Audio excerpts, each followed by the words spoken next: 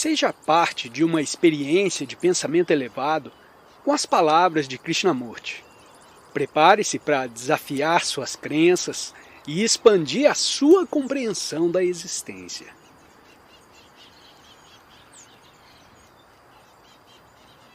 Nos importa, de qualquer forma, descobrir o que é aprender.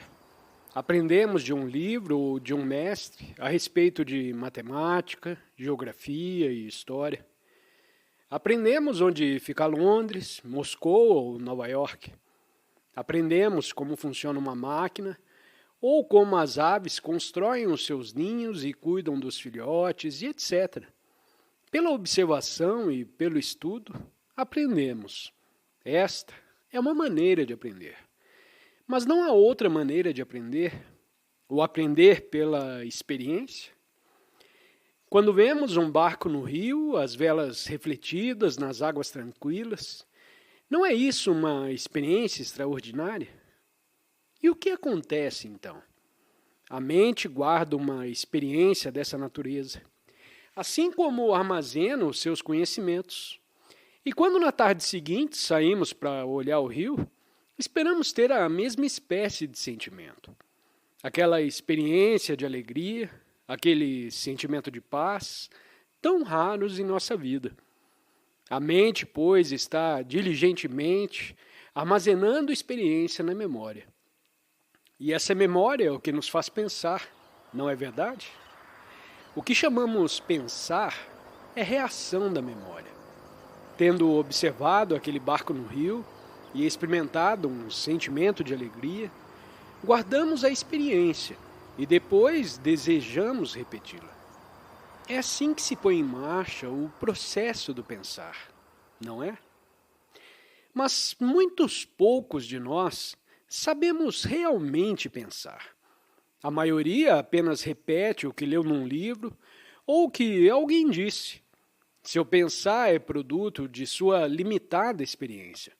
Mesmo se viajamos pelo mundo inteiro e temos experiências inumeráveis, se entramos em contato com muitas e diferentes pessoas e ouvimos o que têm para dizer, observamos seus costumes, suas religiões, suas maneiras, tudo isso guardamos na memória. E daí resulta aquilo que chamamos pensar. Comparamos, julgamos, escolhemos, e mediante esse processo, esperamos encontrar uma atitude racional perante a vida. Mas essa espécie de pensar é muito limitada. Está confinada numa área insignificante. Temos uma experiência, como a de ver um barco no rio, ou o transporte de um morto para os Burning Gates, ou uma aldeã transportando um pesado fardo. Tudo isso se nos imprime na mente. Mas somos tão insensíveis que essas impressões não se aprofundam e amadurecem. E é só quando temos essa sensibilidade para todas as coisas que nos cercam que há o começo de uma diferente espécie de pensar, não limitada por nosso condicionamento.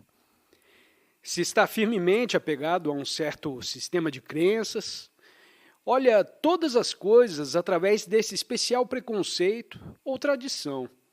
Não tem contato com a realidade. Já teve ocasião de notar as mulheres da aldeia a transportar pesadas cargas para a cidade? Quando nota, o que acontece com você? O que sente? Ou já tantas vezes viu essas mulheres passarem que nada sente, porque você se acostumou com isso e, portanto, nada observa. E mesmo quando nota uma certa coisa pela primeira vez, o que acontece? Automaticamente traduz o que vê de acordo com os seus preconceitos. Não é assim?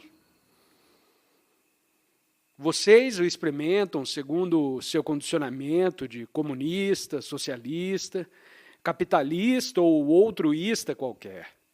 Mas se nada disso é e nada olha através do crivo de nenhuma ideia ou crença, porém está em contato direto com a coisa, percebe a extraordinária relação existente entre você e aquilo que observa.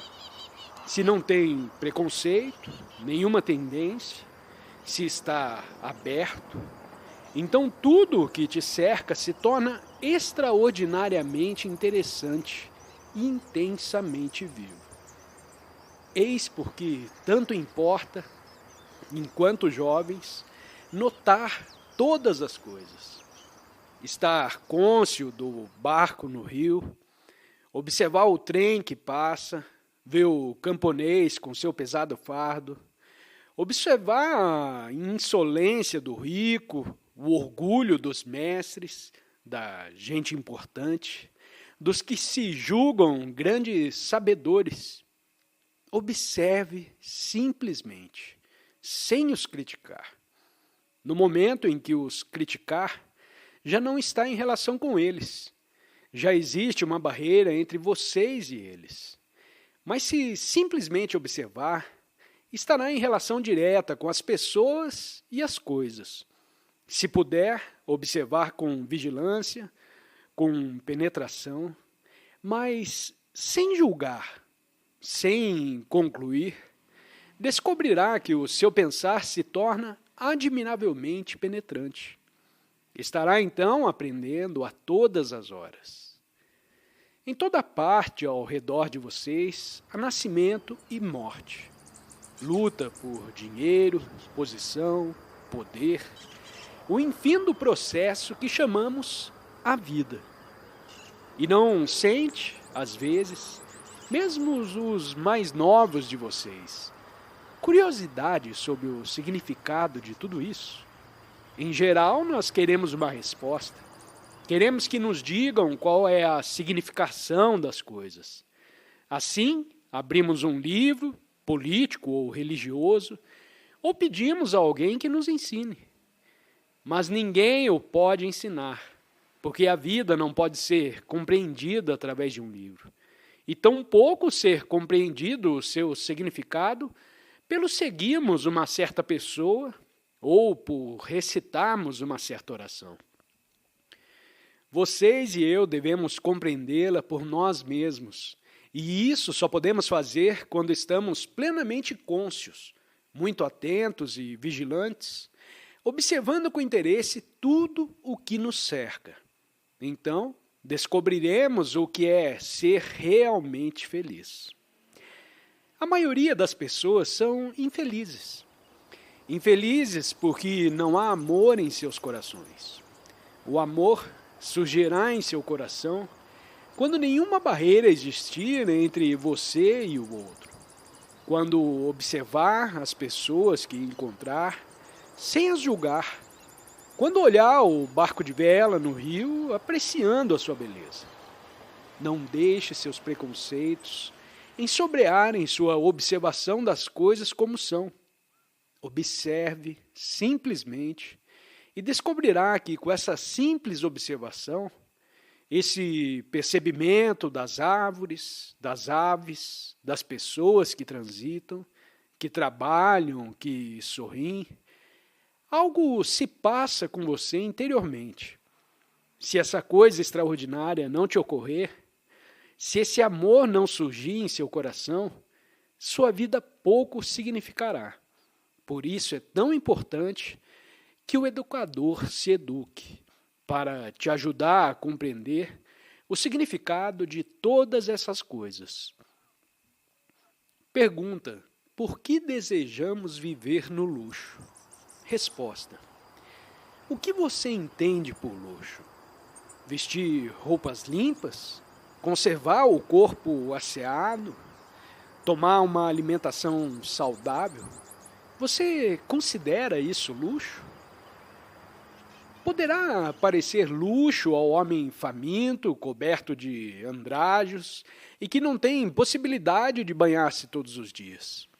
O luxo, pois, varia conforme os nossos desejos. É uma questão de grau. Pois bem, você sabe o que te acontece se ama o luxo, se tem apego ao conforto e quer estar sempre sentado num sofá ou numa poltrona? Sua mente começa a dormir. É bom um certo conforto físico, Mas exagerar o conforto, atribuir-lhe grande importância, é estar com a mente sonolenta. Já viu como são felizes os gordos em geral? Nada parece perturbá-los. Atravessar-lhe as espessas camadas de gordura.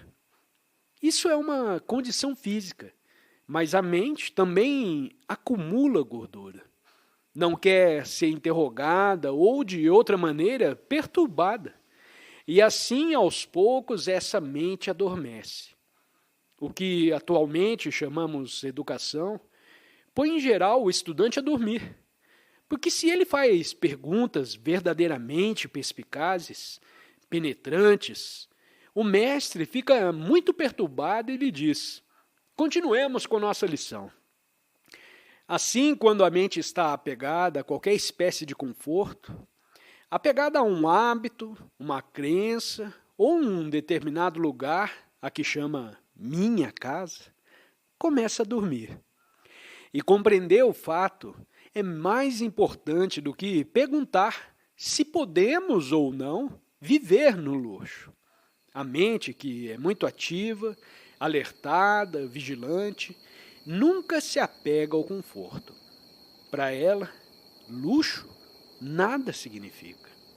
Mas o simples fato de ter poucas roupas não indica que a pessoa tenha uma mente alertada. O sannyasi, que exteriormente vive com muita simplicidade, pode ser muito complexo interiormente, com seu cultivo da virtude, do desejo de alcançar a verdade ou alcançar a Deus. O importante é ser-se interiormente muito simples, muito austero, quer dizer, não ter uma mente atravancada de crenças, de temores, de desejos inumeráveis, porque só então a mente é capaz de pensar, explorar e descobrir realmente. Pergunta: pode haver paz em nossa vida enquanto estamos em luta com o nosso ambiente? Resposta: você não deve lutar com o ambiente? Não deve rompê-lo?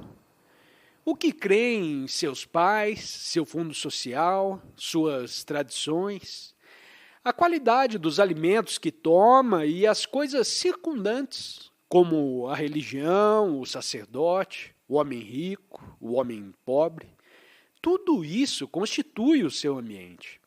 Não deve romper com esse ambiente, o contestando e revoltando-se contra ele.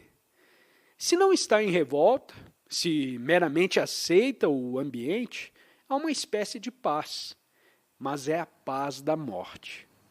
Mas se luta para romper o ambiente e descobrir por você mesmo o que é verdadeiro, encontrará então uma paz de ordem diferente, a qual não é mera estagnação. É essencial lutar contra o ambiente. Você deve fazê-lo.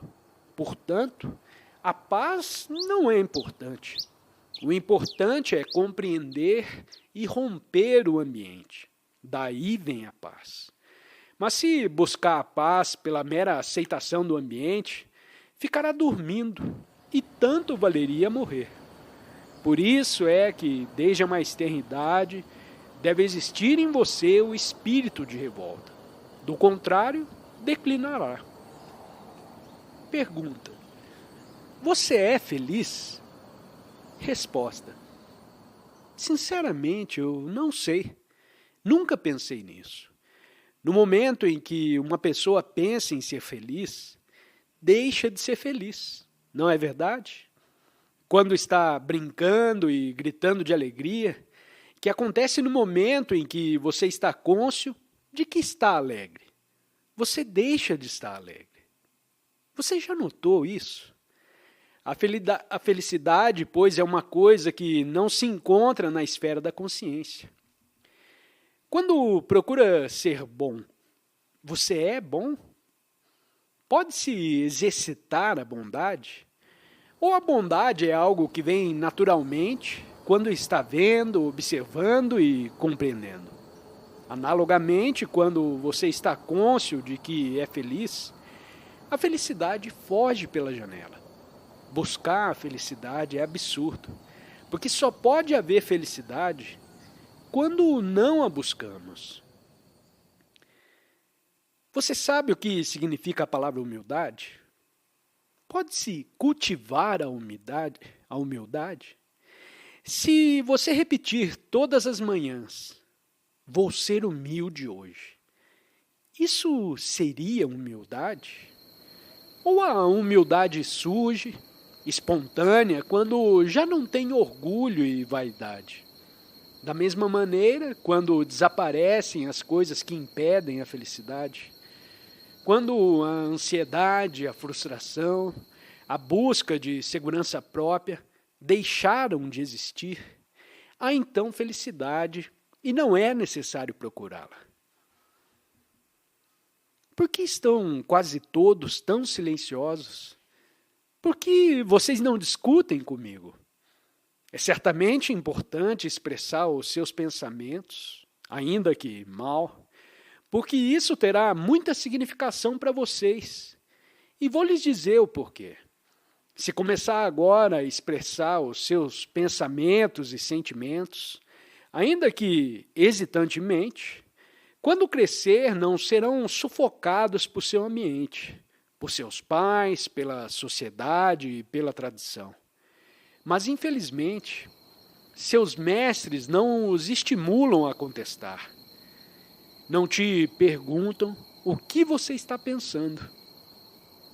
Pergunta: por que choramos e o que é o sofrimento? Resposta: um menino deseja saber por que choramos e o que é sofrimento. Quando você chora?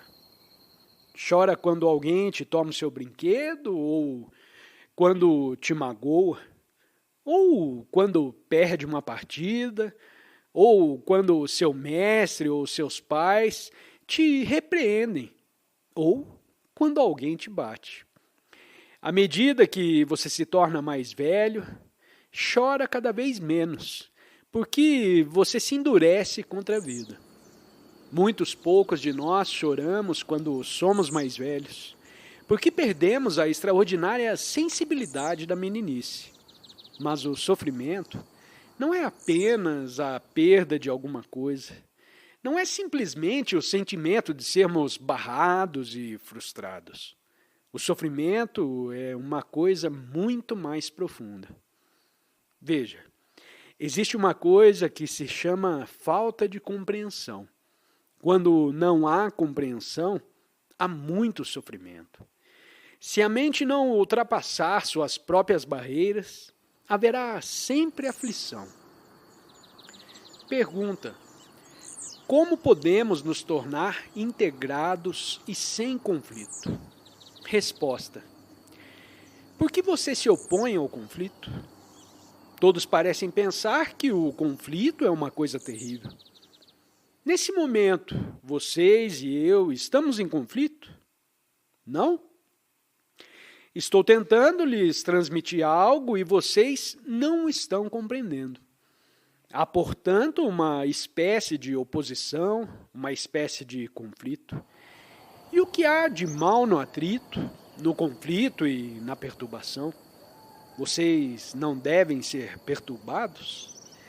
A integração não vem quando a busca com o evitar do conflito. Só pelo conflito e pela compreensão do conflito pode haver integração.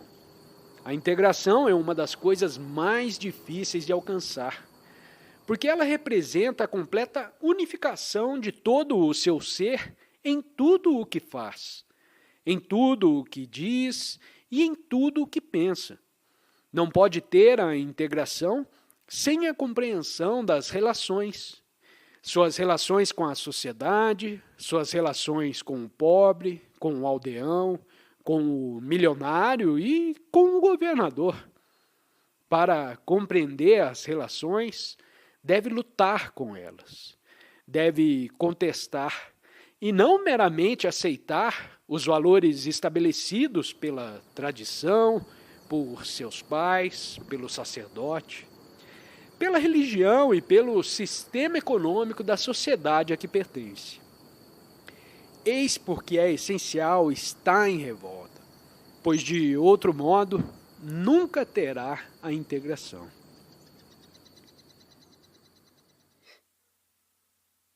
Para continuar a sua busca por conhecimento, clique em um dos 2 vídeos sugeridos na tela. Desafie a sua mente. Compartilhe suas reflexões nos comentários e não se esqueça de se inscrever no canal para receber mais insights. Até a próxima jornada!